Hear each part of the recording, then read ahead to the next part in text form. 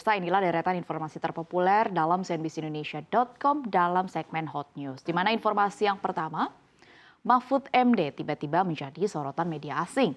Ini terkait dengan pengunduran dirinya sebagai Menteri Koordinator Politik Hukum dan Keamanan di Kabinet Presiden Joko Widodo. Straits Times misalnya memuat judul Senior Indonesian Minister Resigns in Protest Over Alleged Partially Ahead of 2024 Election.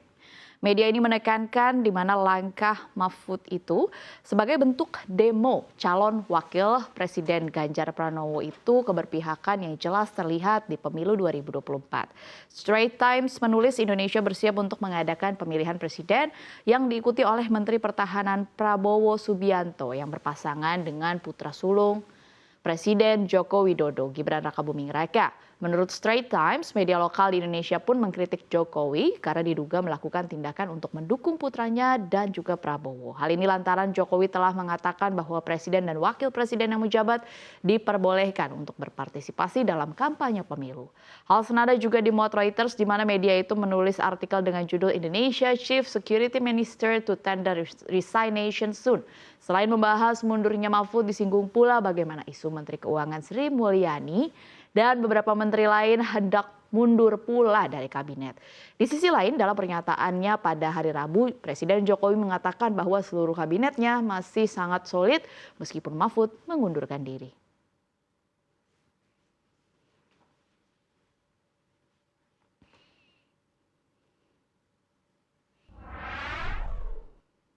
Informasi terpopuler selanjutnya. Nah ini, ternyata warga Indonesia makin doyan pesan makanan via aplikasi pemirsa. Nilai transaksi pesan antar makanan dan minuman berbasis aplikasi online di Indonesia mencapai 72,6 triliun rupiah sepanjang tahun 2023. Adapun mayoritas pesanan tersebut dilakukan lewat GrabFood sesuai yang dilaporkan dalam Momentum Works yang menerbitkan laporan terbarunya tentang industri pesan antar makanan di Asia Tenggara, termasuk salah satunya di Indonesia. Berdasarkan riset nilai barang yang diperjualbelikan alias GMV di industri pesan antar makanan berbasis aplikasi di Asia Tenggara menembus 17,1 miliar dolar Amerika Serikat atau nyaris 270 triliun rupiah.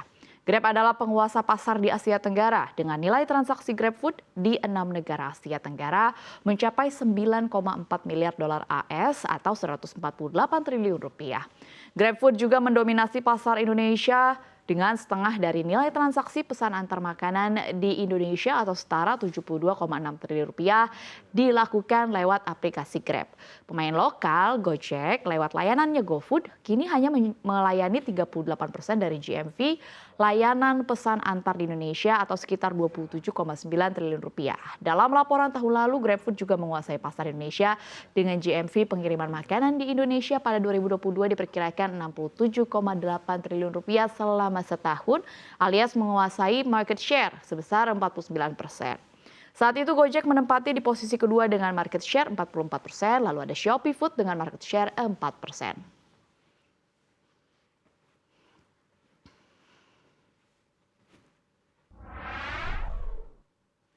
Informasi terpopuler selanjutnya berasal dari mancanegara di mana Amerika Serikat menjatuhkan sanksi kepada 4 pria Israel yang dituduh terlibat dalam kekerasan pemukim di tepi barat. Hal ini sekaligus menandakan penentangan Amerika Serikat terhadap kebijakan Perdana Menteri Israel Benjamin Netanyahu.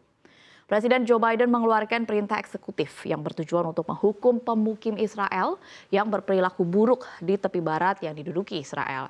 Penasihat Keamanan Nasional Gedung Putih Jake Sullivan menjelaskan bahwa perintah tersebut menetapkan sistem untuk menjatuhkan sanksi keuangan dan pembatasan visa terhadap individu yang menyerang atau mengintimidasi warga Palestina atau menyita properti mereka.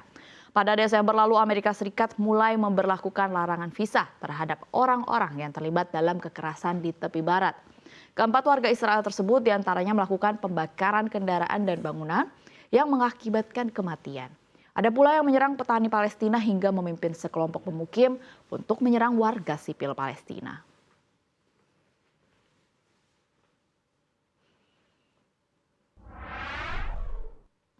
Selanjutnya pemirsa, dari pasar komoditas ada yang menarik, di mana emas menguat ke level tertinggi 1 bulan pada perdagangan hari pertama Februari 2024. Menguatnya emas di tengah masih galaknya The Fed bukanlah hal yang umum. Emas biasanya langsung layu begitu The Fed menunjukkan sikap hawkish-nya. Seperti diketahui, The Fed kembali menahan suku bunga acuan di level 5,25 hingga 5,5%, di mana The Fed pun mengisyaratkan belum akan memangkas suku bunga acuan pada Maret mendatang. Keputusan The Fed menahan suku bunga ini merupakan keempat kalinya dalam 4 pertemuan terakhir. Keputusan juga sejalan dengan ekspektasi pasar. The Fed mengerek suku bunga sebesar 525 basis poin sejak Maret 2022 hingga Juli tahun ini, sebelum menahannya pada September, November, Desember 2023 dan Januari. The Fed dalam pernyataan resminya mengatakan bahwa pemangkasan suku bunga tidak layak dilakukan selama mereka belum yakin jika inflasi bergerak ke arah 2%.